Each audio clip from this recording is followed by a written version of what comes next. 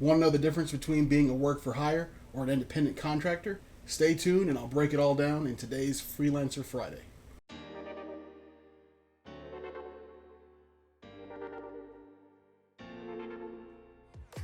Hey, what's up guys? Red here from eBall Visuals. Thanks for tuning in to Freelancer Friday.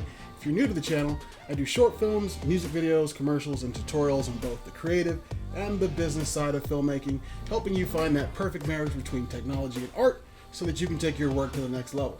So, if you enjoy this content or you find some value in it and want to see more stuff like this on all the things that they don't teach you in film school, make sure you hit that subscribe button after you finish watching the video.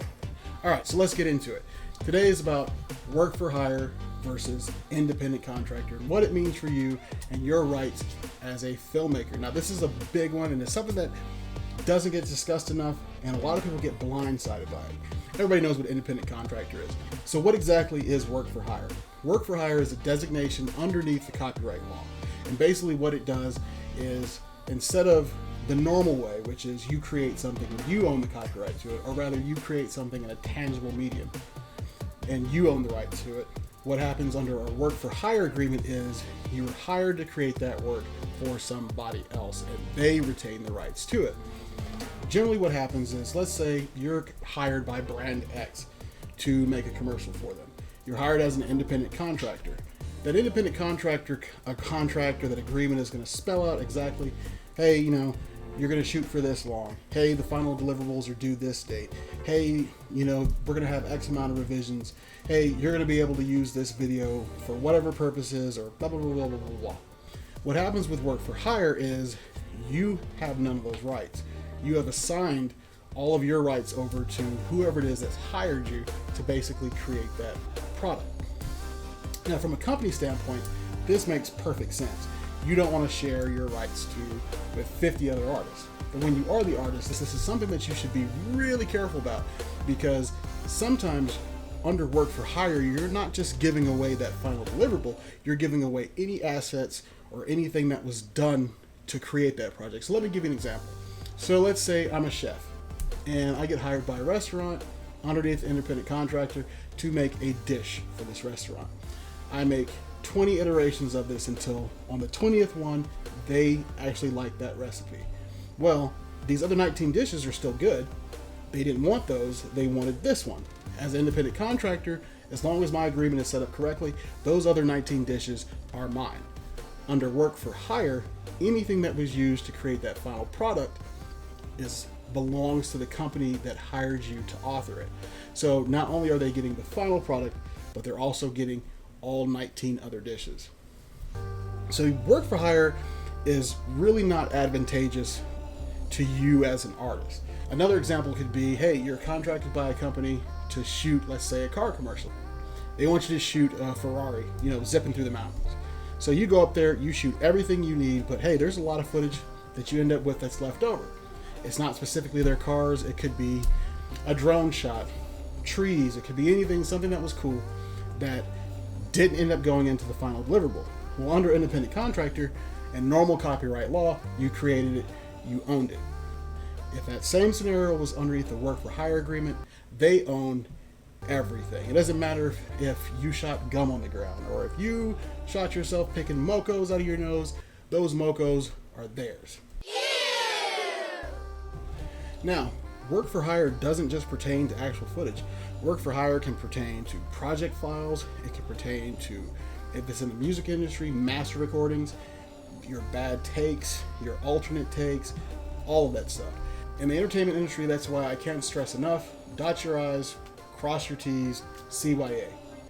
Can I say CYA and still be monetized? CYB. CYT. Cover your tush. Actually, you know what? Bump it. Hide your kids. Hide your wife. You cannot trust people in the entertainment industry. I hate to say it, but it's just true. Well, there are people who wake up with nothing more to do, with nothing in their minds other than simply, hey, who can I rip off today? So I cannot express the importance of not just defining, am I working for hire or am I being an independent contractor, but just paperwork, contracts, and agreements in general. Because once there's any sort of fallout or any kind of fork in the road, feelings change, people change, that's when World War III happens. So hopefully you found some value in this, and hopefully I explained this good enough for you. I'm not a lawyer, but I just know enough to tell you that, hey, make sure if you're going to shoot something or if you're going to record something, whatever, that sort of agreement or that line between being independent contractor or work for hire is clearly defined. You know who has the rights to what, and it's just handled before anything gets done. Because you don't want to end up in a situation, like I said, finish the fight. You don't want to end up in a situation where it's got to go to the judges and the scorecards can be ticked in a manner that's not favorable to you. So, if you enjoyed this video, make sure to drop a like for me, or if you have any comments or questions. What is that flying around here? A gnat or something? Film lights, man. Every gnat like is in the house is in this room now. Got him. Got him. All right. So if you enjoyed this video, make sure to drop a like for me, or if you have any comments or questions, make sure to drop them below in there. Do you have a preference to working for hire or being an independent contractor? Let me know in the comments below. Or if you had a question that you'd like covered in the next video, make sure to drop that down there too.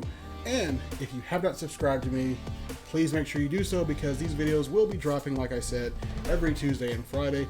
Tuesday is How To Tuesday, Friday is Freelancer Friday, and this Tuesday we're going to be covering some cinematography tips.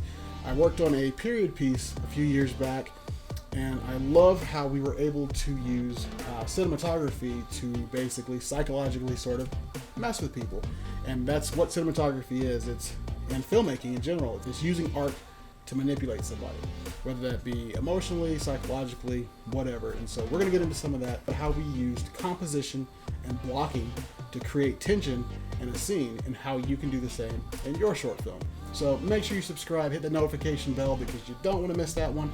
It's going to be a super in-depth sort of cinematography breakdown. We're going to go into shots from the film, overhead diagrams, the lighting setups.